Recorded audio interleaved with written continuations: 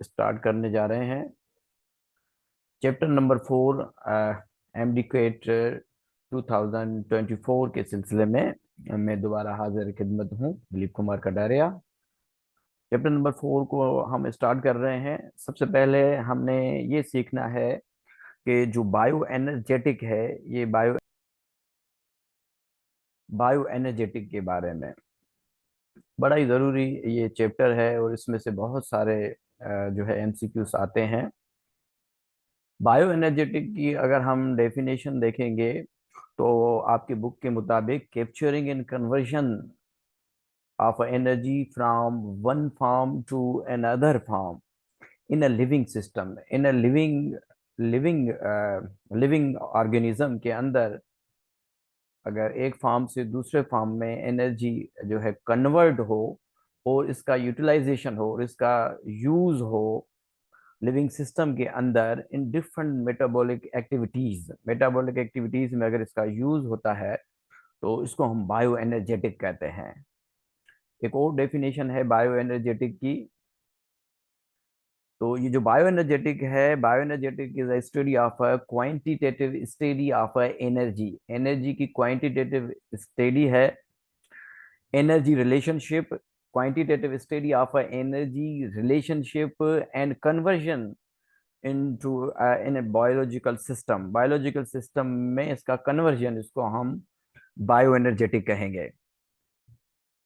तो ये जो ट्रांसमिशन है, ये जो ट्रांसमिशन हो रही है एनर्जी की एक फॉर्म से दूसरे फॉर्म में, तो ये जो इतनी कन्वर्जन हो रही है एनर्जी की, ये क्यों हो रही है? तो हम देखते हैं कि जो जितने भी लिविंग ऑर्गेनिज्म हैं इनके अंदर बहुत सारी एक्टिविटीज हो रही होती है। Living organism they carry many activities, बहुत सारी एक्टिविटीज इन लिविंग जानदारों के अंदर हो रही होती है। जैसे कि अगर हम बात करें एक्टिविटीज की, यहाँ पे मैं लिख देता हूँ फॉर्मेशन ऑफ। हमने पढ़ा था कहाँ पे, चैप्टर नंबर 1 में, फॉर्मेशन ऑफ मैक्रोमॉलिक्यूल्स। ये जो मैक्रोमॉलिक्यूल्स बन रहे हैं, बड़े मॉलिक्यूल्स बन रहे हैं, मैक्रोमॉलिक्यूल्स, फॉर्मेशन ऑफ मैक्रोमॉलिक्यूल्स कहाँ से? From raw material.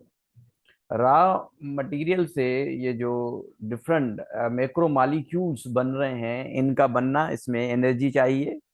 या जो वेस्ट प्रोडक्ट बन रही है, जो वेस्ट मटेरियल बन रहा है, तो वेस्ट मटेरियल बनने के लिए और इसको एक्सक्रीट होने के लिए, इसको एक्सक्रीट होने के, रिमूव होने के लिए, हमारी बॉडी से बाहर रिमूव होने के लिए एनर्जी चाहिए।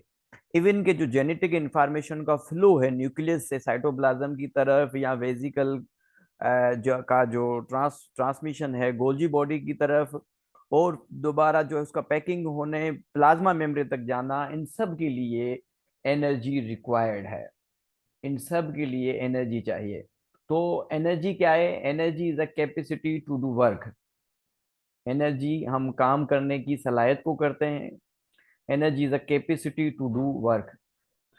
और ये जो कन्वर्जन है, ये जो कन्वर्जन हो रही है, ये कन्वर्जन जो हो रही है, दिस ट्रांसफॉर्मेशन ऑफ एनर्जी, ये जो ट्रांसफॉर्मेशन है एनर्जी का, ये ओबे करता है लॉज ऑफ द थर्मोडायनामिक।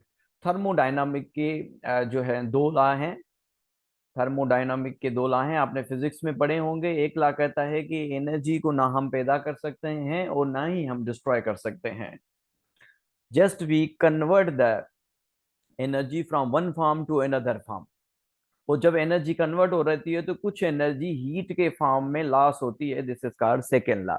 इसको हम सेकेंड लॉ कहते हैं। तो थर्मोडायनामिक जो है, ये एनर्जी की जो जो ट्रांसमिशन है, एनर्जी की ट्रांसफॉर्मेशन ऑफ एनर्जी है, इसको जो लॉ ओबे करता है वो थर्मोडायनामिक है। तो थर्मोडायनामिक को आपने देख लेना है। आगे हम चलते हैं, इसी चैप्टर को हम बढ़ाते हैं। तो हम देखते हैं कि एनर्जी रिच मॉलिक्यूल जो है एटीपी है। हम कहें कि ये जो एटीपी है, एटीपी की एडिनोसिन, ये एडिनोसिन है, एडिनोसिन ट्राइफॉस्फेट। ये जो एडिनोसिन ट्राइफॉस्फेट है, ये करेंसी ऑफ एनर्जी है। जब जब सेल को जरूरत होगी एनर्जी की, तब तब ये जो एटीपी है, ये एटीपी कन्वर्ट हो जाएगा एडीपी में। और यहां से जो एनर्जी निकलेगी वो निकलेगी 7.3 किलो कैलोरी पर मोल। यहाँ से एनर्जी निकलेगी। और ये आपको पता है कि ये जो एटीपी है, एटीपी मोनोन्यूक्लियोटाइड है। इसकी आपने जो है पढ़ा होगा, आपने स्ट्रक्चर आपने पढ़ा होगा कि इसके स्ट्रक्चर में एक पेंटोज शुगर होती है, एक इसके अंदर पेंटोज शुगर होती है। कार्बन नंबर 1 पे यहाँ पे आके एडेनाइन लगता है, और कार्बन नंबर 5 पे यहाँ पे जब एक फास्फेट लगेगा तो ये मोनोफास्फेट, एडिनोसिन मोनोफास्फेट हो जाएगा। जब दो लगेंगे तो एडिनोसिन डाइफास्फेट हो जाएगा। अगर तीन फास्फेट लगेंगे तो ये एडिनोसिन ट्राइफास्फेट बन जाएगा। और इसका ये जो टर्मिनल फास्फेट है, जब निकलेगा यहाँ से तो एनर्जी यहाँ से लिबरेट होगी। और जो एनर्जी लिबरेट होगी 7.3 किलो कैलोरी पर मोल एनर्जी लिबरेट होगी। और ये जो एटीपी है, ये एटीपी कन्वर्ट हो जाएगा एडीपी में, एडिनोसिन डाइफास्फेट में। तो प्लांट हमारे पास ऐसा गिफ्ट है जो कि लाइट एनर्जी को ट्रैप करते हैं। Plant trap the sunlight energy. जो सनलाइट है, जिसको हम इलेक्ट्रोमैग्नेटिक एनर्जी या रेडिएंट एनर्जी या सोलर एनर्जी कहते हैं, ये जो सोलर एनर्जी है ये प्लांट ट्रैप करते हैं और इसको यूटिलाइज करते हैं in the formation of ATP. ATP की फॉर्मेशन में इसको यूटिलाइज करते हैं। इसी एनर्जी को कैसे करते हैं ये हम देखेंगे लाइट रिएक्शन में। जब लाइट रिएक्शन हम डिटेल में पढ़ेंगे, लाइट रिएक्शन जब हम डिटेल में पढ़ेंगे तो यहाँ पे हम देखेंगे कि किस तरीके से लाइट एनर्जी कन्वर्ट होती है केमिकल एनर्जी में। इसमें एटीपी और एनएडीपीएच बनते हैं। जो दूसरे जानदार हैं, जो लिविंग ऑर्गेनिज्म हैं, इनके अंदर कुछ ऑर्गेनिक मॉलिक्यूल्स होते हैं जो ऑक्सीडाइज होते हैं, और इनसे जो एनर्जी निकलती है ये यूज होती है एटीपी बनाने में। ये हम सेलुलर रेस्पिरेशन में देखेंगे, मजीद हम डिटेल में समझेंगे।